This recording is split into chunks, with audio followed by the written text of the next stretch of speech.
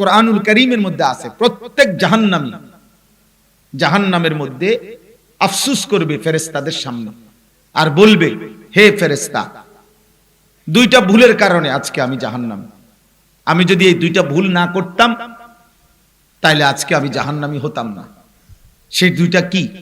এক নাম্বার, প্রত্যেক জাহান্নামী বলবে, আমি যদি দুনিয়ায় থাকতে আল্লাহর কথাগুলো মনোযোগ দিয়ে শুনতাম।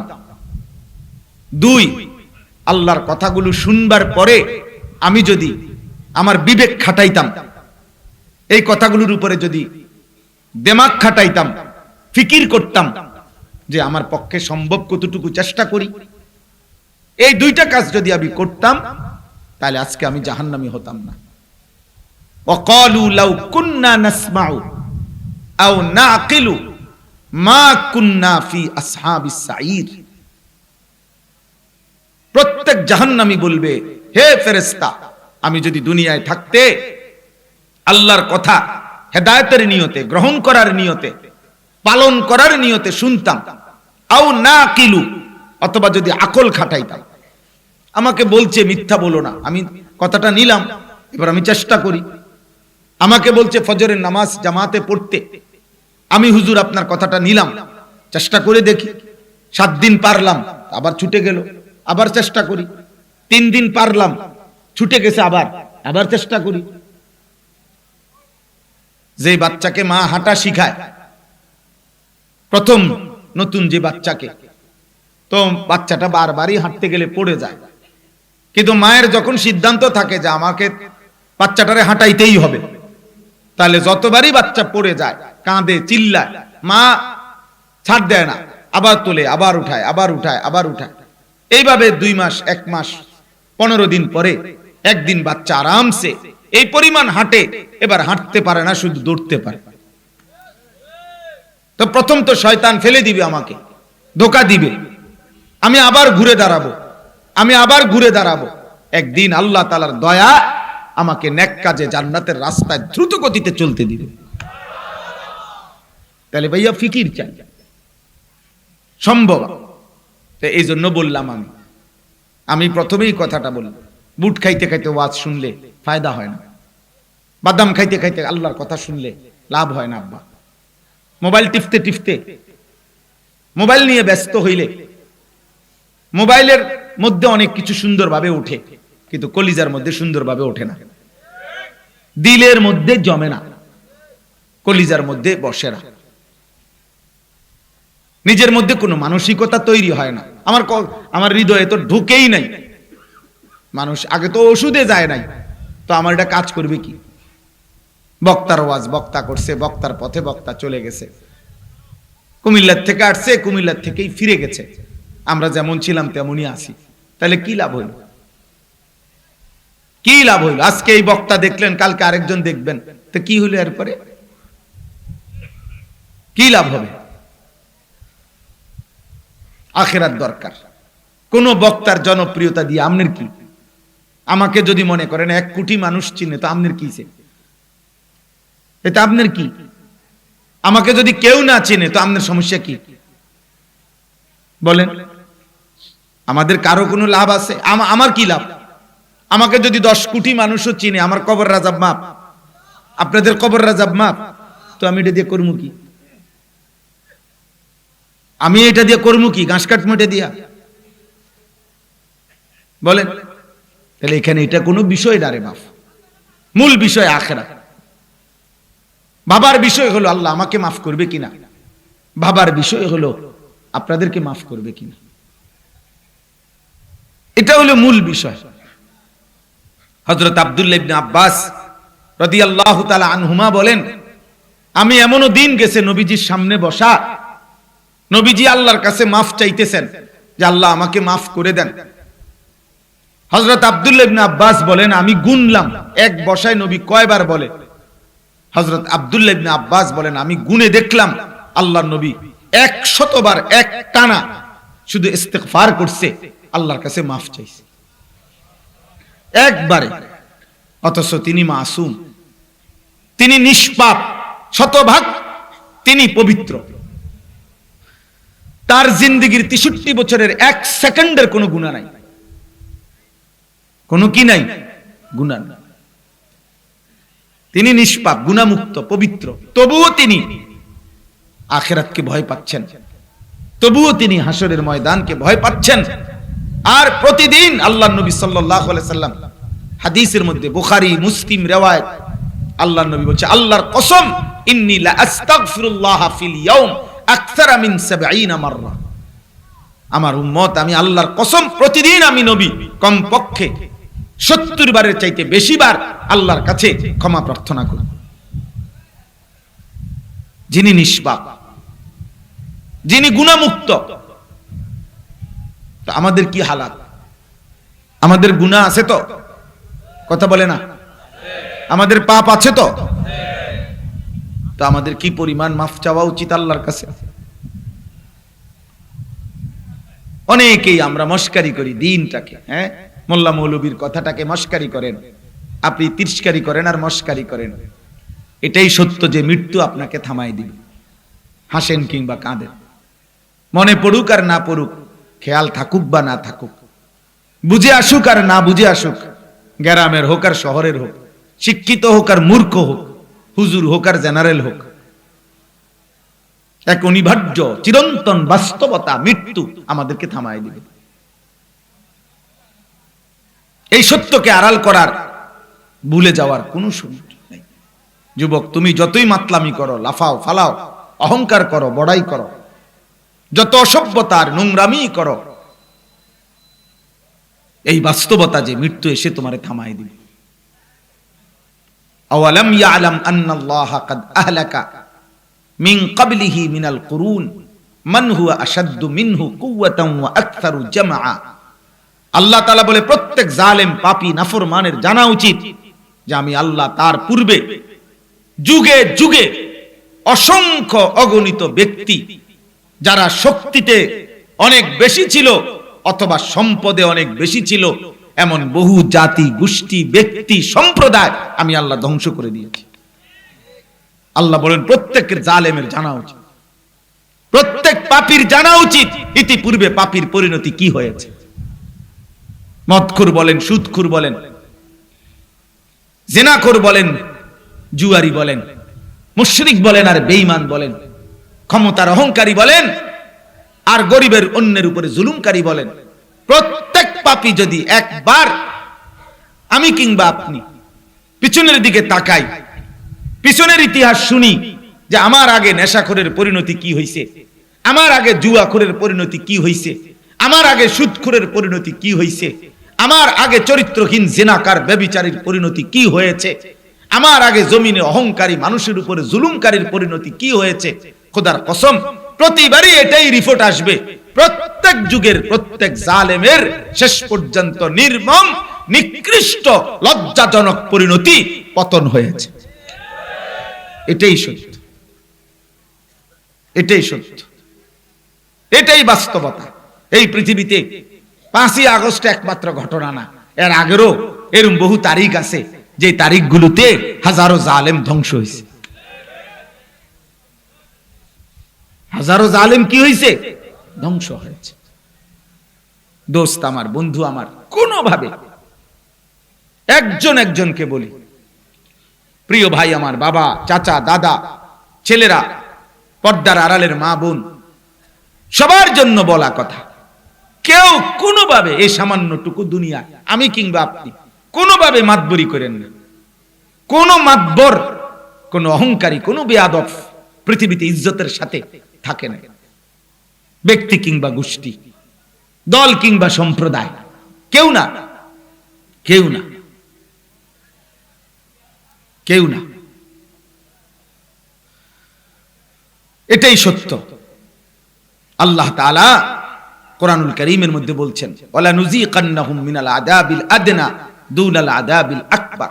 বহু জালেম নাফরমানকে আমি চূড়ান্ত আযাব, জাহান্নামের আযাব দেওয়ার আগেই দুনিয়াতে আমি সামান্য আযাব দিয়ে থাকি। একটা মারাত্মক যৌক্তিক কথা মনে রাখতে হবে, আল্লাহ তাআলা প্রত্যেক জালেম পাপীকে দুনিয়াতে শাস্তি দেবে না, এটা আল্লাহর ওয়াদা। বাকি আল্লাহ তাআলা দুনিয়াতে প্রত্যেক পাপীকে ছেড়েও দিবে না। কখনো কখনো মাঝে মাঝে আল্লাহ বিভিন্ন পাপের পাপীকে বিভিন্ন আঙ্গিকে শাস্তি দেয়। আল্লাহু ইয়ালামু ওয়া আনতুম লা তা'লামুন। আল্লাহ বলে দুনিয়ার আযাব আমি কেমনে দেই তোমরা জানো না, আমি জানি। সবাইরে থাপ্পড় দিয়ে দিছি এটা না, সবাইরে থাপ্পড় দিছি এটা না, আমি আযাব দেই। সবাইকে আমি আযাব দেই না, আবার সবাইকে আমি ছেড়েও দেই না, সবাইকে ছেড়েও দেই না। এই জন্য দয়া করে এই আপনারা যারা বসছেন, কিশোর ছেলেরা, নওজোয়ানরা, বয়স্ক বাবারা, আমার শুরুর কথা এটা, আল্লাহর কথা। প্রতিদিন শুক্রবারে জুমার বয়ান, নিজ নিজ মহল্লার হুজুরদের আলোচনা মনোযোগ দিয়ে শুনবেন। শুধু নির্দিষ্ট কোনো বক্তা, এটা কোনো জরুরি কোনো কথা না, এটা কোনো বিষয় না। আমার আখিরাত দরকার, আমার ফিকির দরকার, আমার হৃদয়ের অনুভূতি আসছে কিনা, আমার আল্লাহর ভয় হলো কিনা হৃদয়ে, আমার পরকালের কথা মনে পড়ে কিনা, এটা হলো বড় বিষয়। কোন মানুষের জীবনে, দুনিয়ার হায়াতে আল্লাহর পক্ষ থেকে কোন মানুষের উপরে সবচেয়ে বড় গজব শাস্তি কি? দুনিয়াতে কোরআনুল কারীমের মধ্যে আছে, দুনিয়াতে সবচেয়ে বড় শাস্তি হলো আল্লাহ তাআলা তার যেই বান্দাকে আখিরাত ভুলায় দিবেন, খোদার কসম এটা হলো ওই বান্দার উপরে সবচেয়ে বড় শাস্তি। কোন মানুষের উপর ভাত খাইতে দেয় না, বাড়িঘর করতে পারে নাই, অভাব, এগুলো কোনো শাস্তি না, এগুলো সাধারণ বিষয়। ভাত মাছ চাল ডাল পেশাব পায়খানা, দুনিয়ার চাহিদা পূরণ হইলে আপনি ভালো, নাই তো আল্লাহ আপনার উপরে মুসিবত দিয়েছে। না না, দুনিয়ার চাহিদা কুত্তারও পূরণ হয়, কুত্তারও পূরণ হয়। কুত্তাও খায়, ঘুমায়, পেশাব পায়খানা করে, কুত্তারও যৌন চাহিদা পূরণ হয়। নাহলে কুকুরের বাচ্চা হয় কেমনে, শুকরের বাচ্চা হয় কেমনে, ছাগলের বাচ্চা হয় কেমনে? লজ্জাস্থানের চাহিদা যদি পূরণ না হতো, বলেন না, এটা আহামরি কিছু না রে আব্বা। আল্লাহ বলেন ওয়ালা তাকুনু কাল্লাযীনা নাসুল্লাহা ফাআনসাহুম আনফুসাহুম, আয় আখিরাতাহুম। তাফসীরে আছে, আল্লাহ বলেন হে ঈমানদার বান্দা, তুমি আমাকে, আমি আল্লাহকে এই পরিমাণ ভুলে যেও না। তুমি যদি আমাকে অনেক দিন ভুলে থাকো, একদিন আমি তোমাকে তোমার আত্মপরিচয় ভুলাই দেব। আত্মপরিচয় মানে আখিরাত, আমি তোমার আখিরাত ভুলাই দেব। কারণ তোমার মূল পরিচয় তুমি আখিরাতের যাত্রা, তোমার মূল পরিচয় তুমি এখানে স্থায়ী না, তোমার মূল পরিচয় তুমি এখানে থাকবা না, তোমাকে অন্যত্র যাইতে হবে। সেই কথাটা মনে থাকা, আমাকে মরতে হবে, আমাকে কবরে পৌঁছতে হবে, আমাকে আল্লাহ তাআলার সামনে হাসরের ময়দানে মুখোমুখি হইতে হবে, আমার আমল মিজানের পাল্লায় ওজন হবে, হ্যাঁ, আমারে ফুলসিরাত পার হইতে হবে, আমারে কিংবা জান্নাত জাহান্নাম একটা যাইতে হবে। খোদার কসম, এই কথা মনে থাকা আমার মঞ্জিল, আমার গন্তব্য, এটা আমার মূল পরিচয়, এটা আমার মূল পরিচয়, এটা মানুষের মূল জীবন। আল্লাহ বলেন আমি সেই পরিচয়টা ভুলায় দেব, ভুলায় দেব। হ্যাঁ হ্যাঁ, আখিরাত বিহীন জীবন জানোয়ারের জীবন, আল্লাহ বিহীন জিন্দিগি, সেজদা বিহীন জিন্দিগি, বন্দিগি বিহীন জীবন, হালাল হারাম বিহীন জীবন, যে জীবনে আল্লাহ নাই, যে পার্থক্য নাই, খোদার কসম ওই জিন্দিগি কুত্তার জিন্দিগি, কুত্তার জিন্দিগি, কুত্তার জীবন ওইটা। এজন্য সাফ বললাম বেটা, মুসলমানের বাচ্চা, তোদের যাদের কপালে সারা দিনের একটা সেজদা নাই, তোদের জিন্দিগি জানোয়ারের জীবন বেটা, কুকুরের জীবন, হাইওয়ানের জীবন বেটা। বলে কই থেকে বলছেন এত বড় কথা? আল্লাহর কোরআন থেকে, এটা কোরআন শরীফের ডাইরেক্ট আয়াত। ওই জিন্দিগি কুত্তার জীবন, যে জীবন সেজদা দেয় না, যে জীবন মালিক চেনে না, যে জীবন আখিরাত জানে না, যে জীবন হালাল হারাম বোঝে না, সব এক তার কাছে। কষ্টের টাকাও সুদের টাকা বরাবর, এই পকেটে উপার্জনের টাকাও নেয়, কিস্তির টাকাও নেয়। তো কোনটা হালাল কোনটা হারাম? স্ত্রীকেও দেখে, মোবাইলের নর্তকীও দেখে, তো কোনটা হালাল কোনটা হারাম? হ্যাঁ, মদও খায়, মধুও খায়, কোনটা হালাল কোনটা হারাম? সালামও দেয়, গালিও দেয়, কোনটা হালাল কোনটা হারাম? মসজিদেও যায়, চা দোকানে বসে বসে টেলিভিশনে নর্তকীর নাচও দেখে। কি চাচা, কোনটা হালাল কোনটা হারাম? ওই চাচা, বুড়া মিয়া বলেন না কেন? হ্যাঁ, আল্লাহরও ডাকেন, বিড়িও খান, ঘটনা কি তা? কোনটা হালাল কোনটা হারাম? কোনো পাক নাফাক নাই, মুসলমানের কোনো পাক নাফাক নাই। তো কি সেটা? কি সেটা? বরাবর সব স্ত্রী এবং রাস্তার মহিলা বরাবর, আপন বোন আর পরের মেয়ে বরাবর, কথা বলে না বরাবর। তো তাহলে পার্থক্য নাই তো? তুমি তো সব বরাবর করে লাইছো। বুঝা গেল যার কাছে হালাল হারামের পার্থক্য নাই, তার কাছে আল্লাহর বিধান রসুলের বিধানের কোনো পরোয়া নেই। কিসের আবার বিধান? আমার মনে যা চায় তা, আমার যখন যা ভাল লাগে তা, আমার মনে যা যায়, আমার শরীর। ইউর লাইফ ইউর উইশ, ইউরোপের স্লোগান এটা, আমেরিকার, ইউরোপের বেঈমানদের, সমস্ত কাফের মুশরিকের স্লোগান এটা।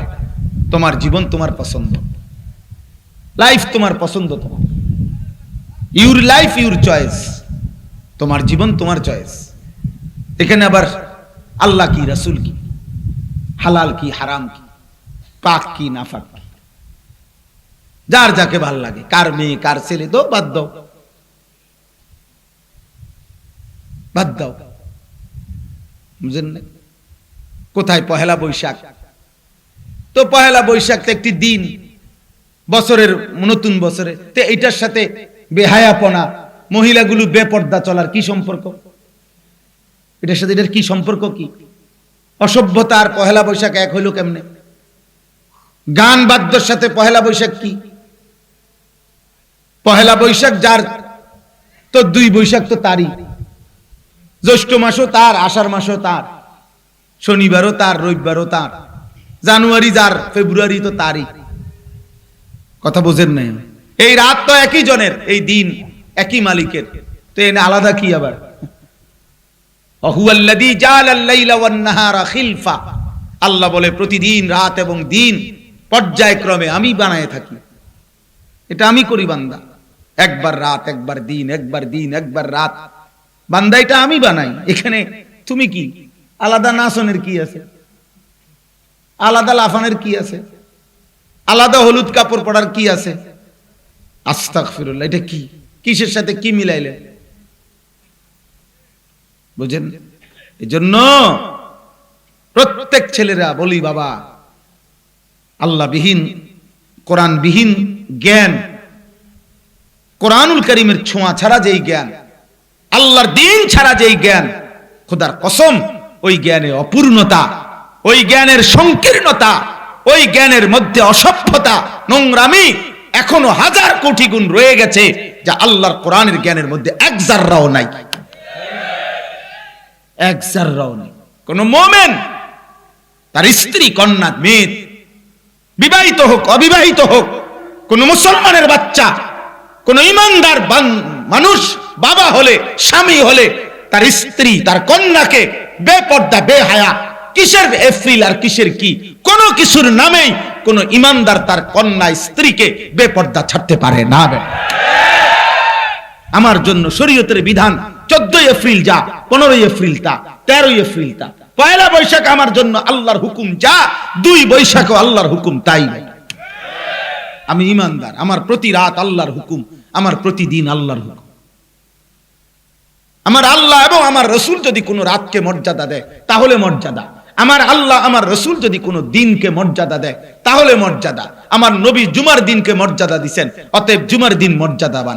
আমার নবী শবে বরাতকে মর্যাদা দিবেন, অতএব শবে বরাত মর্যাদাবান।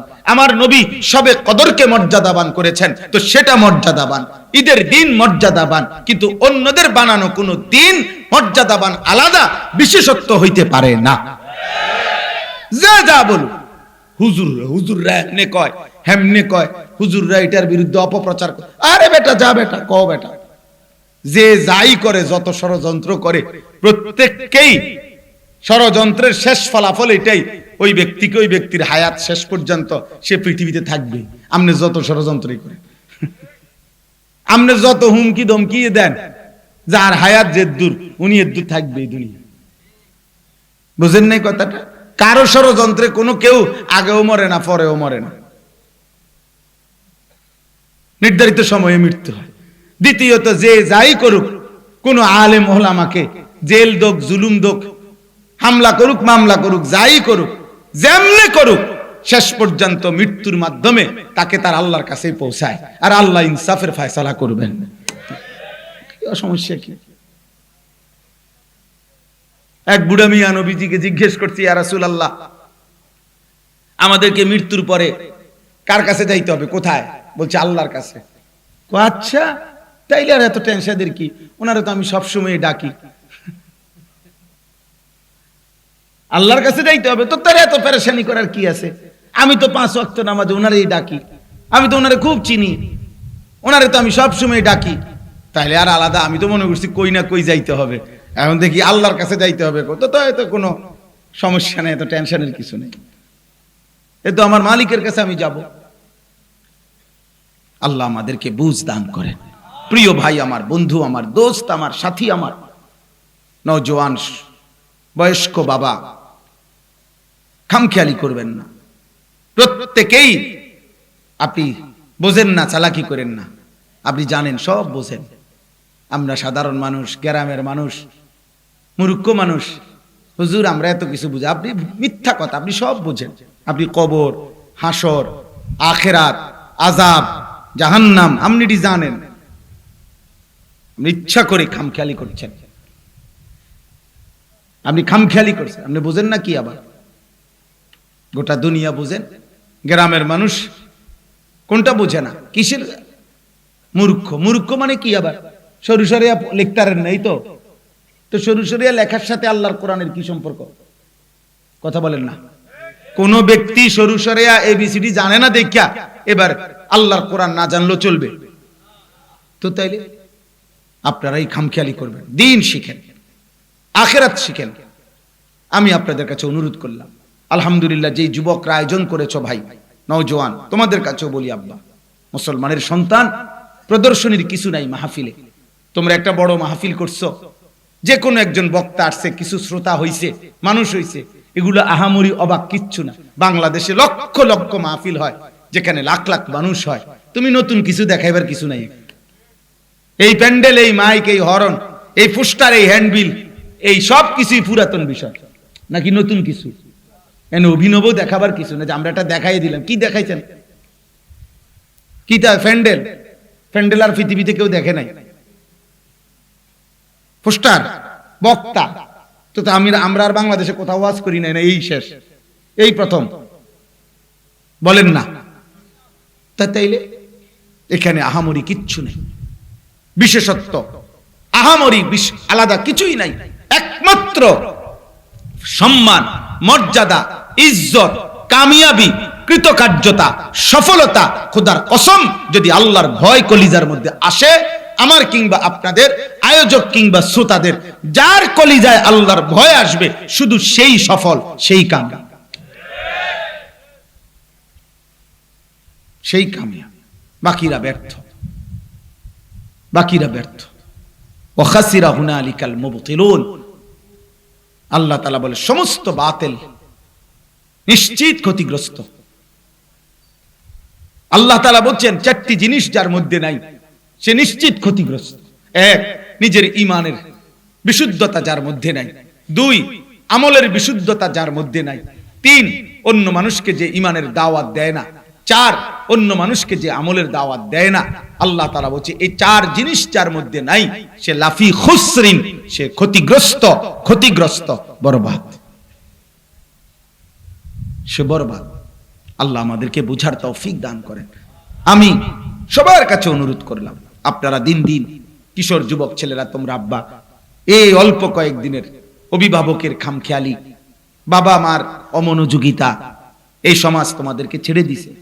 আজ থেকে 30 বছর আগে, প্রিয় ভাই আমার, আমরাও ছোটবেলায়, আমার বয়স 45 বছর রানিং, তাহলে আজ থেকে 30 বছর আগে আমরাও 14-15 বছরের ছেলে ছিলাম।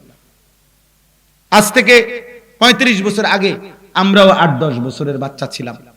আমাদের স্পষ্ট মনে আছে যে আমরা আলহামদুলিল্লাহ আমাদের সমাজগুলোতে এমন মুরব্বীরাও ছিল যারা বাচ্চাদেরকে নামাজের কথা বলতো, সামান্য রকমের এলোমেলো চললে শাসন করত, শুধরাই দিত। আজ বহুত এমন একটা সময় আইসা পৌঁছে গেছি, দুর্ভাগ্য আমাদের, যে আমাদের এই জেনারেশন এখন যাদের বয়স 14, 16, 18, 20, 25 বছর, এমন বহু ছেলে কপালে এমন দুর্ভাগ্য বেচারার কপাল যে 1 বছর 365 দিনে খোদার একটা বছরে আপন মা বাবা জীবিত, সেই মুসলমানের ঘরে ঘুমায়, কিন্তু 365 দিনে একদিনও মানুষরূপী এই হাইওয়ান ফজরের নামাজ কোনোদিন পড়ে নাই। কিন্তু এমন একটা মা জোটে নাই, বাবা জোটে নাই, এমন একজন অভিভাবক জোটে নাই যে তারে শুধরাই দিবে, মনে করাই দিবে যে আব্বা মুসলমান এত নির্মম কেমনে হয়।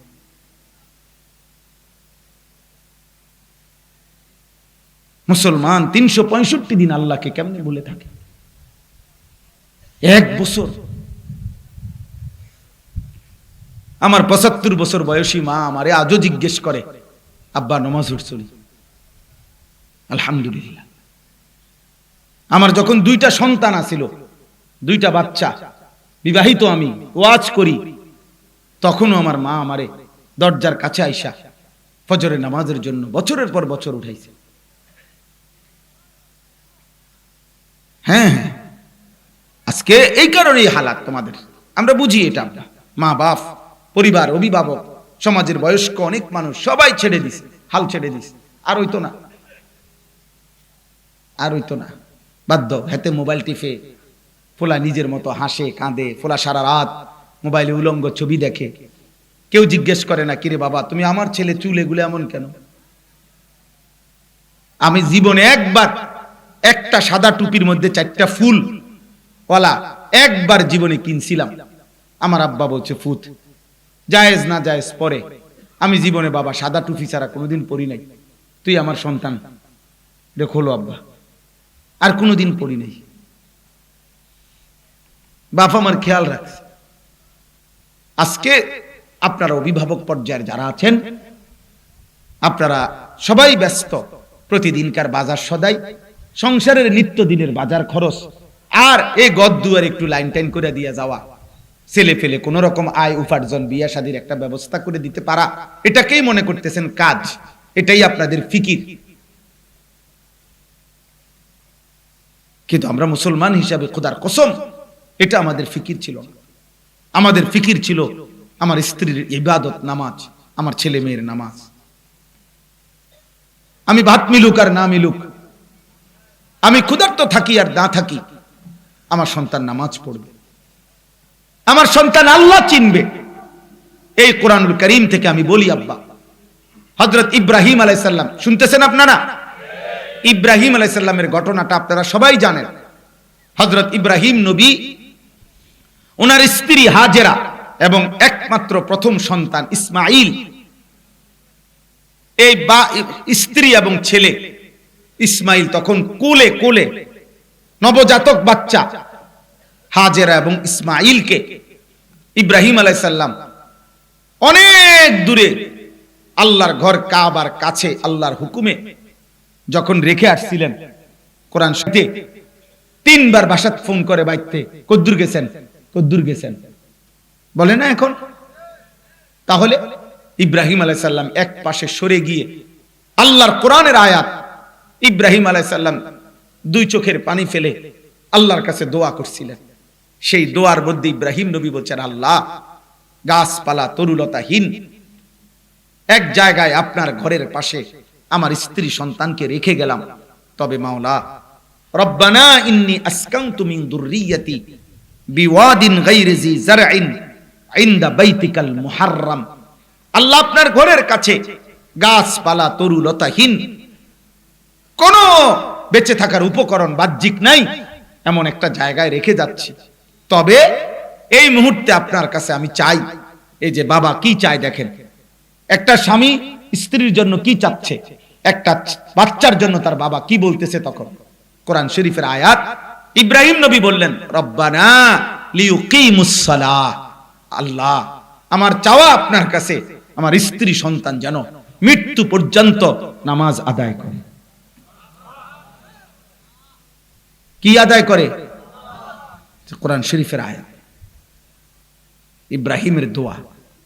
যে মুহূর্তে এক লোকমা খাবারের ব্যবস্থা নেই, এক ঢোক পানির ব্যবস্থা নেই, উনি জানে এটা মালিক যদি হায়াত দেয় এগুলোর ব্যবস্থাও করবে, হায়াত না দিলে এটি থাকবে কি?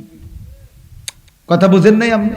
আর যদি আল্লাহ হায়াত দেয় তো আসবাবের ব্যবস্থা, প্রয়োজনীয় উপকরণের ব্যবস্থাও তিনি কি করবে। এগুলো আমার টেনশন না, এগুলো যিনি সৃষ্টিকর্তা তার টেনশন।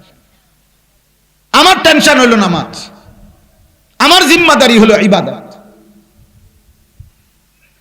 তাইলে বলেন, ইব্রাহিম আলাইহিস সালাম কাবা ঘর বানাইয়া দোয়া করছে, কোরআন শরীফে আছে, অমিন যুররিয়াতিনা উম্মাতাম মুসলিমাতাল লাক। আল্লাহ, আপনার ঘর বানাইয়া আমি চাই কিয়ামত পর্যন্ত আমার সন্তান ইসমাঈলের বংশধারায়, আমার বংশে এমন একটা দল, এমন একটা সম্প্রদায় যেন থাকে যারা মুসলমান, এরকম আমার বংশধারা যেন কিয়ামত পর্যন্ত থাকে। এমন যেন না হয় 200 বছর পরে, 300 বছর পরে আমার বংশে আর কেউ ইমানদার নাই, আর কেউ আল্লাহ চিনে না। এই পৃথিবীতে হাজারো লক্ষ ফ্যামিলি এমন আছে যাদের পূর্বপুরুষ দিনদার ছিল, এ বেটার দাদা ভালো মানুষ ছিল, তার দাদার বাপ নামাজি ছিল, মসজিদের মুয়াজ্জিন ছিল, কোন আলেমে দ্বীন ছিল। হতে পারে 70 বছর পরে আইসা ফ্যামিলির এখন আর একজনও নামাজ কি জিনিস, সেজদা কি জিনিস চেনে না। আমি দেখছি এর মুখ, আমার চোখে দেখছি, আমার চোখে দেখছি। ইব্রাহিম আলাইহিস সালাম বলছে, আল্লাহ এমন যেন আমার বংশধর না হয়। কি দোয়া করছেন? বংশধরের জন্য, সন্তানের জন্য। ইব্রাহিম আলাইহিস সালাম দোয়া করছেন, আয় আল্লাহ ওয়াজনুবনি ওয়া বানিয়া আন না'বুদাল আসনাম, আমাকে এবং আমার বংশধরকে কিয়ামত পর্যন্ত মূর্তি পূজা থেকে হেফাজত করেন। সন্তানের জন্য দোয়া করছে, শিরিক মুক্ত ঈমান চাইছেন। ইব্রাহিম আলাইহিস সালাম দোয়া করছেন, রব্বি জাআলনি মুকিমাস সালাহ ওয়া মিন যুররিয়াতি, কোরআনের আয়াত। আল্লাহ, আমাকে পূর্ণ নামাজি বানান, আমার বংশধরগণকেও পূর্ণ নামাজি বানান। কোরআনুল কারীমে আল্লাহ বলছে, ওয়া'মুর আহলাকা বিস-সালাহ, আপনি আপনার পরিবারের সদস্যদেরকে নামাজের আদেশ করুন, ওয়াসতাবির আলাইহা, এবং নিজেও নামাজের উপরে মজবুত থাকুন। লা নাসআলুকা রিজকা, সুবহানাল্লাহ। আল্লাহ বলে, বান্দা শুনো, বাপ কিংবা ফুত, মা কিংবা মেয়ে, তোমাদের কারো রিজিকের জন্য তোমাদের কেউ আমাকে সাহায্য করতে হবে না, সহযোগিতা করতে হবে না। নাহনু নারযুকুক, বাবা ছেলে মা মেয়ে পরিবারের সবাইকে আমি আল্লাহ একাই রিজিক দেব। আমি দেখব বিষয়, আমি দেখব বান্দা, তুমি সেজদার ফিকির করো, আমি না, আমি রিজিকের ফিকির করব। কোরআনুল কারীমের মধ্যে আল্লাহ তাআলা সান্ত্বনা দিতে গিয়ে 2 বার বলছে, আজীব একটা আয়াত আছে। আল্লাহ বলছে, হে অভিভাবক, নাহনু নারযুকুকুম ওয়া ইয়্যাহুম, আমি তোমাদেরকেও রিজিক দেব বাবা মা, তোমাদের সন্তানদেরকেও রিজিক দেব। আরেক আয়াতে উল্টাইয়া বলছে, নাহনু নারযুকুহুম ওয়া ইয়্যাকুম, আমি আল্লাহ আগে বলছে, আমি আল্লাহ তোমাকে সন্তানদেরকেও রিজিক দেব, তোমাদেরকেও রিজিক দেব। দুনোভাবে কথাটা বলছে। অর্থাৎ একবার যদি বলে বাপ, যদি বলে ফুত, তোরে যদি সব দিয়ালাই আমি খামু কইতে, আল্লাহ বলে না, আমি তোমারও খাওয়াম। আবার যদি বাপ বলে আমি পাইলে পাইলাম, না খাইলে খাইলাম, আমার ফুতে যেন কষ্ট না পায়, আল্লাহ বলে তোমারে ওয়াদা দিলাম তোমার ফুতেরও খাওয়াম। কোনো টেনশন করো না বান্দা, আমি তোমারও সৃষ্টিকর্তা, সন্তানেরও কি সৃষ্টি, আমি সবার রিজিক দাতা। তাহলে আমাদের জিম্মাদারি হচ্ছে আমাদের স্ত্রী সন্তানের ইবাদত, আমাদের স্ত্রী সন্তানের নামাজ, আমাদের জিন্দিগি। আজ আমরা সব ভুলে গেছি, অভিভাবকরা অভিভাবকের দায়িত্ব ভুলে গেছি। কিশোর নওজোয়ান ভাই, তোমরা একটা ছোট্ট মোবাইল পাইয়া এই কয়টা নারী ছবি, অশ্লীল দৃশ্য, বেঈমান মুশরিকদের প্রচারণা, ফেসবুক আর ইউটিউব দেখতে দেখতে এমন সুন্দর আখলাক, চরিত্র, জিন্দিগি এই রাত দিন তোমরা শেষ করে দিচ্ছ। আহা, হায় হায় হায় হায়। আজকে এক অভিভাবক কাঁদতেছে, কয় যে হুজুর আর মাত্র 2 পারা কোরআন শরীফ পড়া বাকি। ছেলেটার কাইন্দা বলতেছে আর মাত্র 2 পারা, কিন্তু এই পরিমাণ মোবাইল আসক্ত হয়ে গেছে, এখন আর সে পড়বে না। হা হা, মায়ের চোখে কি পরিমাণ পানি, বাবার চোখে কি পরিমাণ পানি। একটা একটা ছেলে বলো ভাই, যারা এক ওয়াক্ত নামাজ পড়ো না, এই তোমার মায়ের স্বপ্নের প্রতিদান। সারা রাত সারা দিন যারা নারী ছবি অশ্লীল দৃশ্য দেখো, প্রিয় ভাই বলো, মায়ের 2 বছর যে দুধ পান করাইছে, বুকের দুধ, সে মায়ের বদলা দিলা এটা? এই নর্তকী দেখে 9 মাসের গর্ভের বদলা দিলা এটা? এই ছিল মায়ের স্বপ্ন। কল্পনা করে কোন মা তার কোলের বাচ্চাটাকে নিয়ে এই স্বপ্ন ছিল যে আমার ছেলেটা 14 বছর 16 বছরে মোবাইল দেখবে, নর্তকী দেখবে, উলঙ্গ ছবি দেখবে, জেনা ব্যভিচারের দৃশ্য দেখবে, আল্লাহকে একটা সেজদাও দিবে না, 365 দিনে খোদার 1 বছরে কোনোদিন ফজরের নামাজ পড়বে না। এই ছিল বাবার স্বপ্ন? কথা বলে না? এই ছিল মায়ের স্বপ্ন? এই জন্য কারো যদি দিল লাগে, একজনেরও যদি অনুভূতি জাগে, তাহলে এটা মনে রাখতে হবে, আমরা কিন্তু আমাদের সামনের চলার পথ কবর, আমরা কিন্তু ঠেকাইতে পারবো না। এটা থামানোর সুযোগ নাই বাপ। মৃত্যু আসবেই, কবর আসবেই, আযাব আসবেই।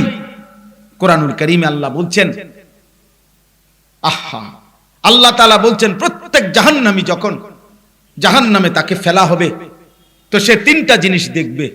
1 নাম্বার হলো জাহান্নামের বিকট চিৎকার, গর্জন শুনতে পাবে, এমন ভয়ানক গর্জন যা এই সৃষ্টিতে কোনোদিন শুনে নাই।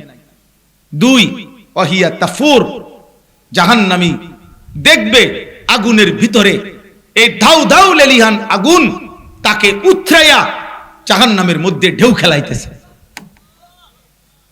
3 নাম্বার, তাকাদু তামাইয়াজু মিনাল গাইস, আল্লাহ বলে মানুষ যেমন কথায় বলে রাগে গোস্সায় ফেটে যাচ্ছে, আল্লাহ তাআলা বলেন জাহান্নামে ফেলা হবে নাফরমানকে। জাহান্নামের আগুনের একটা ধাক্কায় জাহান্নামের শরীরের প্রত্যেকটা রেজা রেজা টুকরা টুকরা আলাদা হয়ে পুরো আগুনে ছিন্ন ভিন্ন হয়েছে। আবার জুড়বে, আবার আযাব হবে।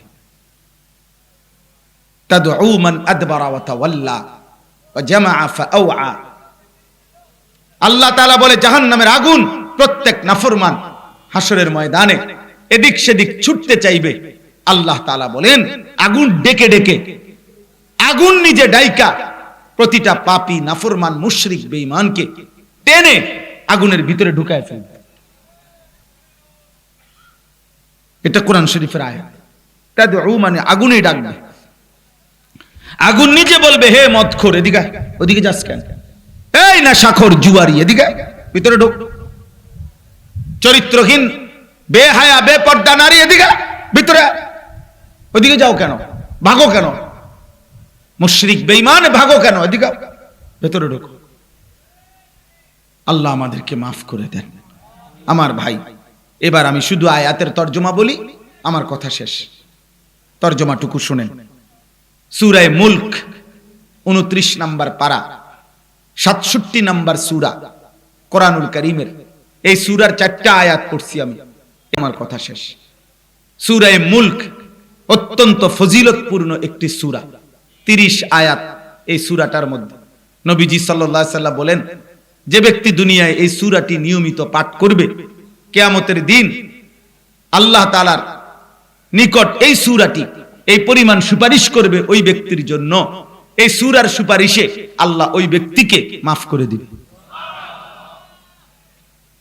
2 নাম্বার, নবীজি বলছেন এই সূরাটি কিয়ামতের দিন ওই ব্যক্তির পক্ষ নিয়ে ফেরেশতাদের সাথে ঝগড়া করবে। খাসামাত আন সাহিবিহা, ঝগড়া করবে। ফেরেশতারা বলবে তারে জাহান্নামে দেব, আর এই সূরাটা বলবে না, এই লোক আমাকে পড়তো, আমি তারে জাহান্নামে নিতে দেব না। আল্লাহর নবী বলেন হাত্তা আদখালাতুল জান্নাহ, এমন কি তর্ক করতে করতে ফেরেশতার সাথে এই সূরাটাই ওই ব্যক্তিকে, যে ব্যক্তি নিয়মিত তেলাওয়াত করত, তাকে জান্নাতে ঢুকাইয়াই ছাড়বে।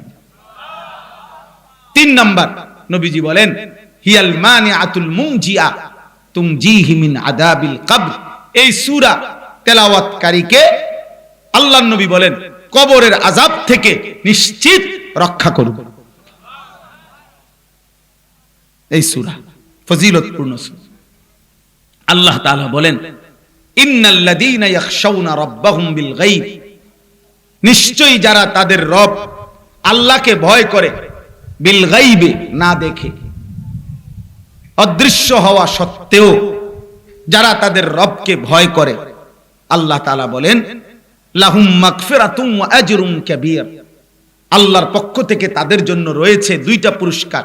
এক, তাদের জিন্দেগীর গুনাহের মাগফিরাত। দুই, সর্বশ্রেষ্ঠ বিনিময় জান্নাত। সুবহানাল্লাহ। এই ছোট্ট একটা কথা আপনি বোঝেন শুধু। আল্লাহ তাআলা বলছেন ইয়াখশাউনা রাব্বাহুম বিল গায়ব, যারা তাদের আল্লাহকে ভয় করে না দেখে। এই কথার দুই অর্থ। এক, প্রথম অর্থ হলো যেই ঈমানদার ফিস সিররি ওয়াল আলান, গোপনে কিংবা প্রকাশ্যে, একাকী কিংবা সবার মাঝে আল্লাহকে না দেখেও, আল্লাযী লাম ইয়ারাউহু, যে আল্লাহকে দেখে নাই মূলত, অথচ সে সব অবস্থায় একাকী থাকলেও, সবার মাঝে থাকলেও, গোপনেও প্রকাশ্যেও আল্লাহকে ভয় করে, আল্লাহ তাআলা বলেন আমি তার জিন্দেগীর সব ভুল ভ্রান্তি মাফ করে দেব, আমার জান্নাত দিয়ে দেব। দুই নাম্বার তাফসীর হলো, তাফসীরের মধ্যে লিখছে যে ব্যক্তি আল্লাহকে না দেখে ভয় করবে, এই কথার অর্থ হইল যে ব্যক্তি আখিরাত এবং পরকালের সমস্ত আযাব না দেখা সত্ত্বেও আল্লাহর আযাবকে ভয় করবে। কবরের আযাব আমরা দেখি নাই কিন্তু না দেখেও ভয় করবে। হাসরের ময়দানের আযাব আমরা দেখি নাই কিন্তু না দেখেও ভয় করবে। জাহান্নামের আযাব দেখি নাই কিন্তু না দেখেও ভয় করবে। আল্লাহ বলেন কবরের আযাব, আখিরাতের আযাব, জাহান্নামের আযাব না দেখেও যারা আল্লাহর ভয়ে ভয় করবে, আল্লাহ বলেন আমি তাদের জিন্দেগীর সব গুনাহ মাফ করে দেব, আমার জান্নাত দিয়ে দেব। অতএব দোস্ত, আযাবের ভয় করা, আল্লাহকে ভয় করা, সেই ভয়ে গুনাহ ছেড়ে দেওয়া, এটা আমাদের ডিউটি, এটা আমাদের জিম্মাদারি, এটা আমাদের জিম্মাদারি। হাসেন কিংবা কাঁদেন, আপনি পৃথিবীতে থাকবেন না। অট্টালিকা কিংবা কুড়েঘর, আপনি পৃথিবীতে থাকবেন না। এটাই সত্য, এটাই বাস্তবতা। অতএব সব নওজোয়ান ভাই, কিশোর ভাই, বাবা, আল্লাহর ওয়াস্তে, আল্লাহর ওয়াস্তে এই মাহফিলের কথা এটাই। আমরা ওয়াজ ওলামায়ে কেরামের যত কথা, আমরা ঘুরে ফিরে এই এক কথা যে আল্লাহকে ডাকেন, গুনাহ ছাড়েন, নবী সাল্লাল্লাহু আলাইহি সাল্লামের সুন্নাত ধরেন, আখিরাতের ফিকির করেন। এই ছাড়া আমাদের কাছে বিকল্প কোনো ওয়াজ না। কেউ বিদ্রুপ করলেও আমগো এটাই কথা, এটাই কথা, এটাই মুমিনের কথা, আমার আখিরাত। আল্লাহ তাআলা এবার বলেন ওয়া আসিররু কাওলাকুম আবিজহারু বিহি ইন্নাহু আলিমুম বিদাতিস সুদূর। বান্দা, তোমার তিনটা অবস্থা, তুমি হয় আস্তে কথা বলো, অথবা জোরে কথা বলো, অথবা তুমি অন্তরে অন্তরে বহু কথা কাজের প্ল্যান প্রোগ্রাম করো, মনের চাওয়া। আল্লাহ বলেন মনে রেখো, আস্তে বলো কিংবা জোরে বলো কিংবা হৃদয়ে লালন করো, সব আমি জানি। তাহলে আমারে ফাঁকি দিবা কেমন? আমারে ফাঁকি দেবে? মক্কার কুরাইশ কাফেররা মাঝে মাঝে নবীজির বিরুদ্ধে ষড়যন্ত্র চক্রান্ত করিলে, তাফসীরে আছে এই আয়াতের, তারা বলতো আসিররু কাওলাকুম কাই লা ইয়াসমা ইলাহা মুহাম্মদ, আস্তে বলো, মুহাম্মদের খোদা যেন শুনতে না পায়, নয়তো মুহাম্মদের খোদার কাছে একটা ফেরেশতা আছে, ওটা পাঠাইয়া মুহাম্মদের জানাই দিবে, জিবরাইল, এজন্য আস্তে কও, আস্তে। আল্লাহ তাআলা বলেন হায় হায় বেওকুফ, আস্তেটাও তো আমি শুনি, জোরে বললেও তো আমি শুনি, মুখে কিছু না বলে অন্তরে প্ল্যান করলেও তো আমি শুনি, আমি জানি, আমার থেকে লুকাইবা কেমনে? সুবহানাল্লাহ। আলা ইয়ালামু মান খালাক। আল্লাহ তাআলা বলেন তুমি বান্দা ভাবো তো, একটা সহজ যুক্তি আল্লাহ দিবেন, হে আমার বান্দা তোমরা প্রত্যেকেই ভাবো তো, যিনি সৃষ্টি করেছেন তার সৃষ্টির প্রত্যেকটা গতিবিধি তিনি জানবেন না? কথা বলে না? এটা সহজ কথা না? যে যিনি সৃষ্টি করেছেন তার সৃষ্টি সম্পর্কে তিনি জানবেন না তো কে জানবে? উৎপাদনকারী বুঝি জানে না এই মালের গুণাগুণ কি? কোম্পানি বলতে পারবে না এটা? আপনি বলবেন, আপনি বলবেন? এটা তো সহজ কথা। এটার উৎপাদনের তারিখ কখন, মেয়াদ উত্তীর্ণের তারিখ কখন, এটা কোম্পানি ঠিক করবে না আমরা? কথা বলে না। তাহলে আল্লাহ তাআলা বলেন সৃষ্টি করলাম আমি জানবো না? আমার সৃষ্টি কখন কি করে আমি জানবো না? ওয়াহুয়াল লতীফুল খবীর। আল্লাহ তাআলা বলেন শুধু জানি এটা না, বরং সৃষ্টির সূক্ষ্ম থেকে সূক্ষ্ম একেবারে জাররা, মনে করেন একটা গুনার সময় একটা নারী দেখলে, ছবি দেখলে, অশ্লীল দৃশ্য দেখলে আমাদের চামড়ার ভিতরের গোশত, গোশতের ভিতরের হাড্ডি, হাড্ডির ভিতরের যে অস্থি, মগজ, হাড্ডির ভিতরের যে চর্বি, এই প্রত্যেকটার ভিতরে শেষ অংশটার মধ্যেও কি ফিলিংস জাগে, গুনার কি অনুভূতি জাগে, আল্লাহ বলেন গোটা সৃষ্টির পৃথিবীর কেউ সেটা ব্যাখ্যা করে, বিশ্লেষণ করে, পরীক্ষা করে বলতে পারবে না। কিন্তু আমি লতীফ, আমি সূক্ষ্ম থেকে সূক্ষ্ম শেষ বিন্দু পর্যন্ত কি অনুভূতি হয় আমি তাও জানি। ওয়াহুয়াল লতীফুল খবীর। আমি সব খবর রাখি, আমি সব খবর রাখি। হ্যাঁ, সর্বশেষ আল্লাহ বলেন হুয়াল্লাযী জাআলা লাকুমুল আরদা যালুলান ফামশু ফি মানাকিবিহা ওয়া কুলু মির রিজকিহি ওয়া ইলাইহিন নুশুর। অতএব বান্দা এদিক সেদিক যাইয়া লাভ নাই। তুমি আমারে আড়াল করতে পারবা না, আমার লগে মাতবুরি করে পারতা না, আমার কাছে আসতেই হবে। আমি আল্লাহ তাআলা সব জানি, সব বুঝি। মাকে লুকাইলো আমারে পারবা না, বাবাকে লুকাইলো আমারে পারবা না, স্ত্রীকে লুকাইলো আমাকে পারবা না, স্বামীকে লুকাইলো আমাকে পারবা না, র‍্যাব, বিজিবি, পুলিশ, বিডিআর যারেই লুকাও আমারে পারতা না। এই পৃথিবীর সব ক্ষমতা ধরকেও যদি আড়াল করো আমারে পারতা না বান্দা। অতএব তুমি এতটুকু বুঝো, গোটা জমিন আমি আল্লাহই তোমার অধীনস্থ করে দিয়েছি এবং আমি তোমার অনুমতি দিছি, আমার জমিন সবটা তোমার জন্য দিলাম। তুমি যেদিক দিয়া পারো ওই দিক দিয়া যাও, আমার রিজিক তালাশ করো, উপার্জন করো, বক্ষণ করো, কোনো অসুবিধা নাই।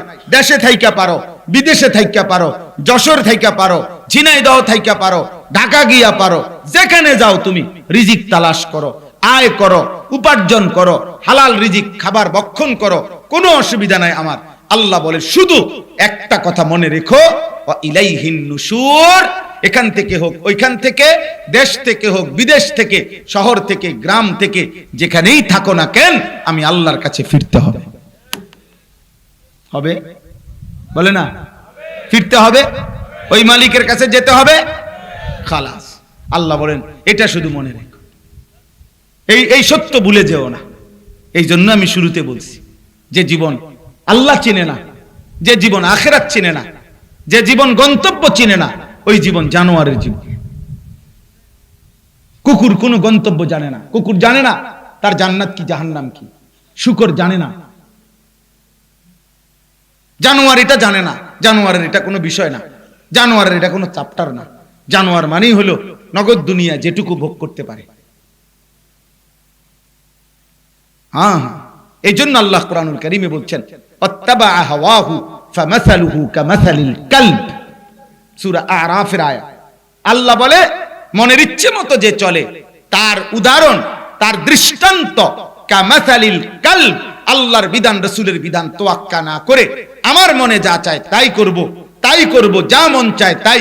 এই জীবন, এই উদাহরণ কামাসালিল কালব, কুত্তার মতো, কুত্তার মতো, কুত্তার মতো। এই আমনে হুজুরের জিগান কালব অর্থ কি? কামাসালিল কালব অর্থ কি? কুকুরের মতো। আর ভিন্ন কোন অর্থ আছে হুজুর? আল্লাহ বিহীন জীবন কুত্তার জীবন, সেজদা বিহীন জীবন কুত্তার জীবন, বন্দিগি বিহীন, গোলামি বিহীন জীবন কুত্তার জীবন। নারী, ছবি, মোবাইল, জিনা, ব্যভিচার, মদ, জুয়া, সুদ, কিস্তি, হালাল হারাম, পাক নাফাক, জায়েজ না জায়েজ, যার কাছে বরাবর, ওই জীবন জানোয়ারের জীবন। ওই জীবন মানুষের জীবন না, মুসলমানের জীবনও না, মানুষের জীবনও না। অতএব আজকে এতটুকুই কথা। আল্লাহ তাআলা আপনাদেরকে তৌফিক দান করেন। সমস্ত কিশোর যুবক ভাই, আল্লাহকে মানো, দিন মানো, আখিরাতের ফিকির করো। আল্লাহ নিজের ভালো বুঝো, নিজের কল্যাণ বুঝো, নিজেরে নষ্ট করো না। তুমি পয়সা গেলে, নষ্ট হয়ে গেলে, চরিত্রহীন, রিজেক্টেড মাল, পরিত্যক্ত মাল মানুষ ফেলে দেয়, ঘরে নেয় না। ফসল মাল মানুষে নেয় না আব্বা, হাজারো মেল ফ্যাক্টরির বর্জ্য ফেলে দেয়, হাজারো মেল ফ্যাক্টরির জুটা মাল ফেলে দেয়, ওটাকে কেউ কদর করে না। নিজের চরিত্র আখলাক নষ্ট করে দিলে কেউ মনে রাখবে না, কেউ না কেউ না। আল্লাহ তাআলা আমাদের সবাইকে ঈমান আমলের তৌফিক দান করেন। আমরা 5 ওয়াক্ত নামাজ পড়বো ইনশাআল্লাহ। ফজরের নামাজ জামাতের সাথে পড়ার চেষ্টা করবো ইনশাআল্লাহ।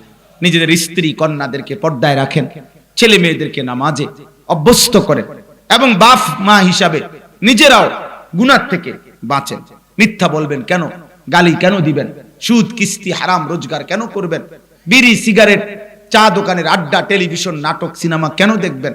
আপনার লজ্জা নাই? আপনি বুঝেন না? আপনার থেকে আপনার সন্তান শিখবে। আল্লাহ আমাদেরকে তৌফিক দান করেন, কবুল করেন। আজকের এই মাহফিলকে আল্লাহ তাআলা ভরপুর কামিয়াব করে দেন। নওজওয়ানদের এই ফিকির আয়োজনে আল্লাহ তাআলা বরকত দান করেন। আমিন। সুবহানাল্লাহি ওয়া বিহামদিহি, সুবহানাকাল্লাহুম্মা বিহামদিক। জি মাশাআল্লাহ, আপনার 1 মিনিট দোয়া করে দিচ্ছি। দোয়া